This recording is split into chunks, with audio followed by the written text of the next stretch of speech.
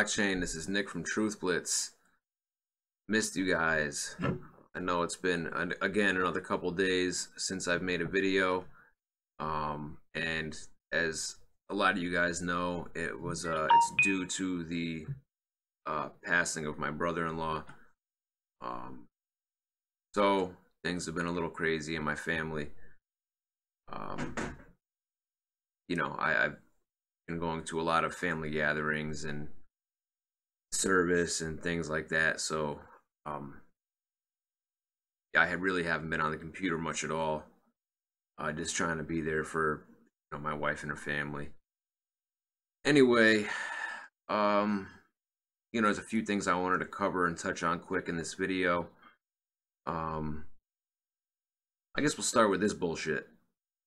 Collapse of Bitcoin inevitable, according to Harvard economics professor. Sounds like a bunch of bullshit. Bitcoin's future is undoubtedly tough to predict. The pundits either believe it will go to the moon or collapse. The latest to join the league of those predicting the demise of Bitcoin is Kenneth Rogoff, a professor of economics at Harvard University. Now, let's get this clear. Just because this asshole is a professor of economics at Harvard, don't mean shit, because he don't know shit about blockchain technology. He doesn't know shit about, what blockchain technology is going to do and is doing for the world and the direction that we're going. This guy's obviously part of the old guard. He believes in our current banking and financial system, and this is just me going off of guessing, but so who is Kenneth Rogoff? He's a professor of public policy and economics at Harvard University. He has a distinguished academic background with degrees from Yale University and MIT. Smart guy, huh? He served as the chief economist of the IMF from 2001 to 2003 and is a chess grandmaster. Such a background, it is inevitable that his views on Bitcoin attract a lot of attention. Okay, so flag IMF, all right? Like I said, old guard, the current banking and economic system. Of course he's going to be against Bitcoin. He's going to, he's pulling a Jamie Dimon is what he's doing right now. I'm sure he's still got a lot of his IMF connections. Bitcoin is a threat to the current system. So, we'll just read his little quote here. Is the cryptocurrency Bitcoin biggest bubble in the world today, or a great investment? Bet on the cutting edge of new age financial technology. My best guess is that in the long run, the technology will thrive, but the price of Bitcoin will collapse. So I retract my statement about the technology, him not understanding it. Maybe he knows a little bit about it, but still. While he acknowledges that certain governments like Japan have taken the lead in regulating and accepting virtual currencies, he attributes it to a desire to become the global leader of fintech. Expects most governments to ignore Bitcoin when used for small anonymous transactions, but act against it once Bitcoin becomes more widely used. The long history of currency tells us that what the private sector innovates, state eventually regulates and appropriates. I have no idea where Bitcoin's price will go over the next couple of years, but there is no reason to expect virtual currency to avoid a similar fate. Again, oh, look at that. Echoes Jamie Dimon's arguments. We'll just go down to the bottom here real quick. Remember Professor Bitcoin? Comparisons with predictions made by another professor, Mark Williams, will be inevitable. Mark Williams was dubbed Professor Bitcoin after he bravely predicted in December 2013 that Bitcoins would be worth less than $10 by mid-2014. Bitcoin remained at over 600 in June 2014. He remained defiant, stated that time would vindicate his prediction. By refusing to specify a time frame for his projection, Ken Rogoff has at least avoided Mark Williams' fate. So, this guy's an asshole. I don't care how many degrees he has. I don't care who the fuck he is. Excuse my language, guys, but I'm getting sick of these assholes. I really am. they're stupid. They're smart, stupid people is what they are, or just plain ignorant. So anyway, moving on, I want to talk a little bit about this video that a friend of mine made me aware of. And as somebody who is invested in salt lending, it's kind of troubling to find this out. And so we're going to I'm not going to watch the whole video with you guys because it's 7 minutes. And but we're going to skip to the important part here. Andre's BTC business cost.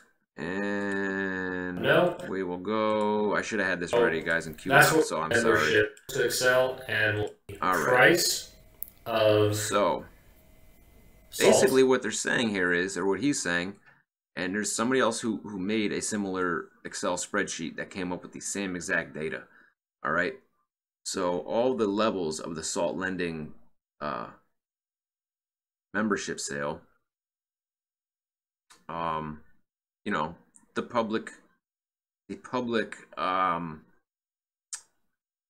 sale was started at the $1.50 buy-in price. That was the first public level. So if we look here, you know, the majority, the biggest percentage of buys was at the $1.50 range. Okay, but let's look up here. All right, we have 17%, which is, let's see, yeah, 25 cents. They sold 17% of their tokens at 25 cents. Okay, so that was to, I'm assuming they're friends. You want to call them angel investors, I don't know. But, you know, we didn't know this. This was uncovered very recently that this happened. Okay, so it's kind of troubling to people who've invested in salt, because I mean, even though it's a small percentage, we'll look down here, we have, you know, 1.2% of people bought in at $25 a damn token. That's insane. You know, $22.50, 1.1%, $20, 1%. You know, you still have 14.5% bought in at $7.50. You know, last I checked, salt was going for, you know, $3 and change on EtherDelta. Okay, so you guys have lost a ton of money if you put any considerable amount in or bought, you know, any majority, any you know, large amount of tokens at those prices. So it really makes me wonder, you know, I don't know who holds these tokens that were purchased at 25 cents. And then you have more at 75 cents as well, 7.3% at 75 cents. You know, I got it at $1.50. So, you know, I don't know who has these tokens. I don't know if they are locked away in a vault. I don't know, you know, they've been dumped on EtherDelta, and that's why, you know, prices have really gone down from where people thought they would be, or from where salt was still selling them retail. But it is a troubling thing, and I think, you know, more, you know, and I'm not bashing salt, and I'm not trash talking salt. I really like the platform, but you know, I think somebody needs to really look into this. And you know, so let me know what you guys think in the comments. Send me an email, whatever. If anybody's willing to, you know, do some investigative work, some detective work, I will gladly make a video on your findings. So get in contact with me, and we can discuss that, because I would really like to do that. You know, and then it makes me wonder, you know, and right off the bat, I want to pre-apologize for what I'm about to say. I don't mean to insult you, Bixweir. I'm not trying to do that. I'm not trying to trash talk you, but you know, Bix really pumped salt. He really, really did. He talked about it just about every day. He's made many videos pertaining to salt. And, you know, it makes me wonder, you know, did he get in at 25 cents or 75 cents? I don't know. You know, will he tell us if he did? I don't know. But yeah, just something we need to look out for. I know a couple people contacted me and said, I just dumped all my salt because of this. That is a large amount that we didn't know was sold at those prices. So, not very transparent of them, put it that way. Moving on again, I want to touch briefly on the Myetherwallet email scam that's going around. If anybody receives any, because I've received this twice already, and not on any of my crypto emails that I use. So, if you get an email, because it looks very legit, the email address seems very legit, very deceiving. If you get an email from Myetherwallet or Myetherwallet asking for your private keys so they can protect you against you know, the upcoming hard fork and blah blah blah. I don't remember verbatim what it says, but do not, and this is specifically for the newer people who really might not know, do not ever give your private keys to anyone, even if they appear. Listen, Myetherwallet will never ask you for your private keys ever. Okay? So do not fall for this trap. They will rob you blind. These are scammers that are portraying themselves to be from the Myetherwallet team. Don't fall for it. They will rob you blind. Okay, so I haven't even opened. I saw a copy of that someone else sent. I haven't even opened these emails. They're sitting in my inbox. I haven't even clicked on them because I know right off the bat that it's a scam.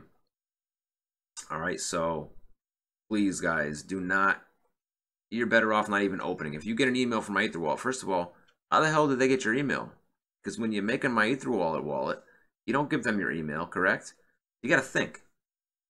You know, how did they acquire your email address to send you this email that they're trying to help protect you against the hard fork? It's bullshit. So yeah, real quick look at the market cap.